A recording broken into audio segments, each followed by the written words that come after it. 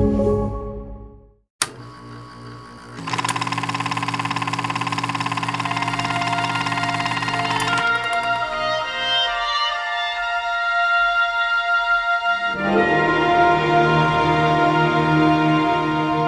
was a film goer from childhood. I had 3 neighborhood theaters within a mile of each other when I grew up in Baltimore, and the feature changed every 2 or 3 days, and my family didn't travel much, and what did I have to do to see the world? So that's how I started going to the movies, and I never lost interest.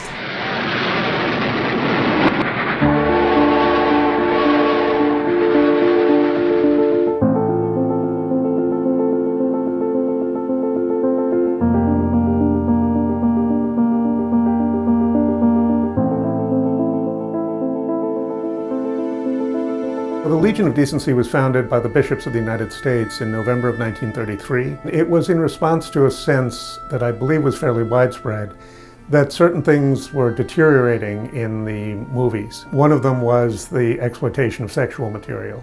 But there was also concern about the presentation of gangsters and crime stories. Beginning with Prohibition, gangsterism had become extremely widespread, extremely violent, the Al Capone sort of thing.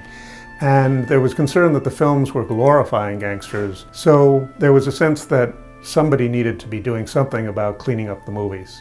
And rather than government censorship, it was felt that an organizational effort to exert basically economic influence on the content of film would be helpful. Now, in the background here, there had already been a production code established by the forerunner of the Motion Picture Association of America, but the code was really not being enforced. And so the hope was that if the Legion were present and were able to say, you're going to lose a significant portion of your patronage, that is, the Catholic population are going to obey their bishops and stay away from not only bad movies, but perhaps boycott theaters that show movies that violate the code, then you're going to take a hit at the box office. And that indeed was exactly what happened, was that the bishops managed to show in a very short time that they had command of the faithful. The faithful would obey them and not go to certain movies or not even go to a movie theater for 6 months that had shown a film that contravened the production code. As soon as that happened, then Hollywood sat up and took notice. And this brought on the enforcement of the production code, which had already existed. But now, in response to the pressure brought by the Legion, it began to be enforced in a serious way.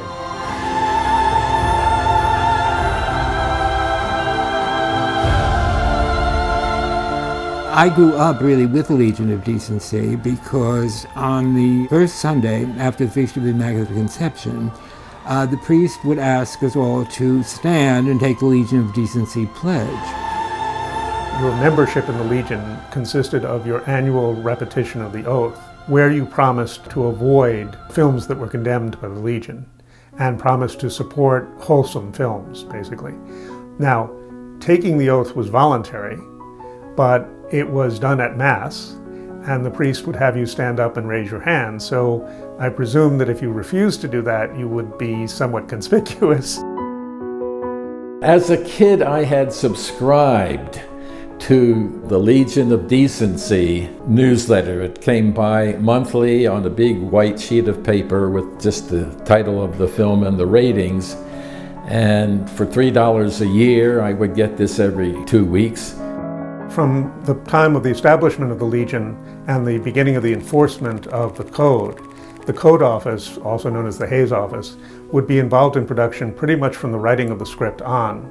And they would say, this violates the production code, that's not allowed, or you're going to have trouble getting that by the Legion. After that, an early cut of the film would be shown to the Legion, and they would indicate how they would classify it.